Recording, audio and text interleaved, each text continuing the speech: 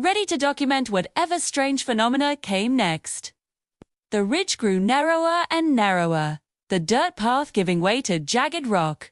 Finally, it just ended. They stood at the edge of a sheer drop-off, a cleft that fell away into a chasm of shadows and loose scree. It looked completely impassable. Yet the compass didn't care. Its needles simply tilted downward, pointing directly into the abyss, its gentle glow pulsing like a patient heartbeat. Eddie crept toward the edge, his sneakers scuffing against the stone. He peered over, his heart thumping in his chest. Below, the cliff face was a chaotic jumble of uneven ledges and broken rock. It looked like a random, natural formation, impossible to climb down. There was no path. But Harper, standing just a few feet to his left, saw something else. She tilted her head, her glasses catching the afternoon sun. "Eddie, look," she whispered, her voice filled with awe. "There's steps. They're hidden unless you're standing at just the right angle."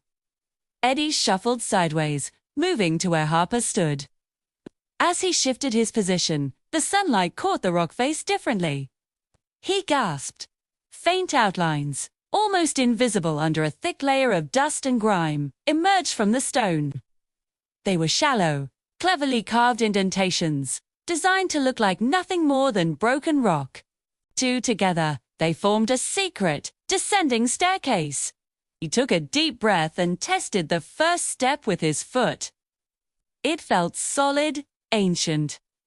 The moment his full weight settled onto the stone, a low, soft vibration hummed up through the sole of his shoe.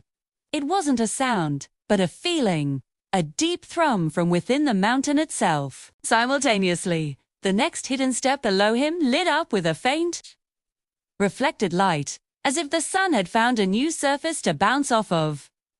Harper followed him down, her movements careful and precise.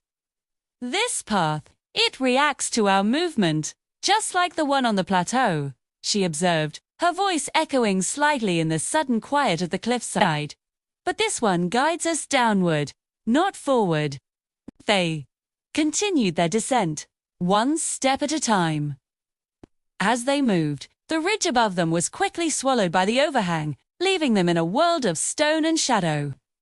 The vibrations grew steadier, more rhythmic, like a metronome guiding their pace.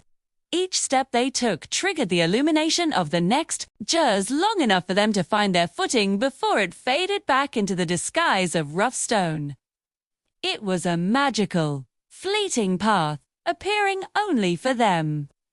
About halfway down the seemingly endless staircase, Harper paused, placing a hand against the cool rock wall. "This is incredible. Someone built this to be followed only by people who understand the pattern, who know to trust the compass." Eddie nodded, looking down into the growing darkness. "Yeah, and they definitely didn't want the wrong people finding it. This isn't just a hidden path, it's a test." Finally, the narrow steps widened. They emerged onto a flat, circular platform carved directly into the cliffside, like a hidden balcony overlooking the void. In the very center of the platform lay a stone marker, weathered by time. Engraved on its surface was the same spiral symbol they had seen before, the one that matched the compass. Most of it was obscured by dust, but the compass's glow, now brighter than ever, seemed to trace the carving, making it stand out perfectly.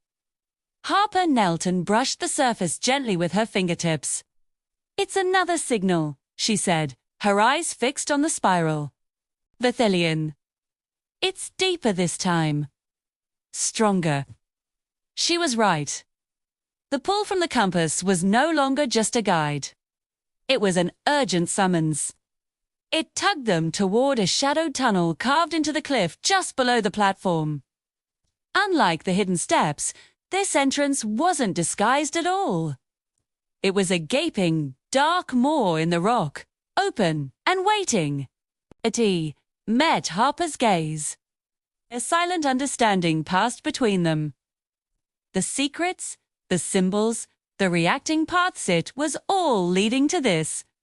Whoever made all this, They knew someone would eventually come, he said, his voice barely a whisper.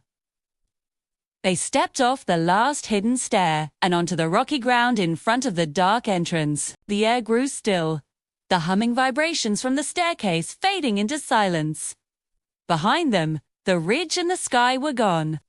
Their path now led underground, into the heart of the mystery.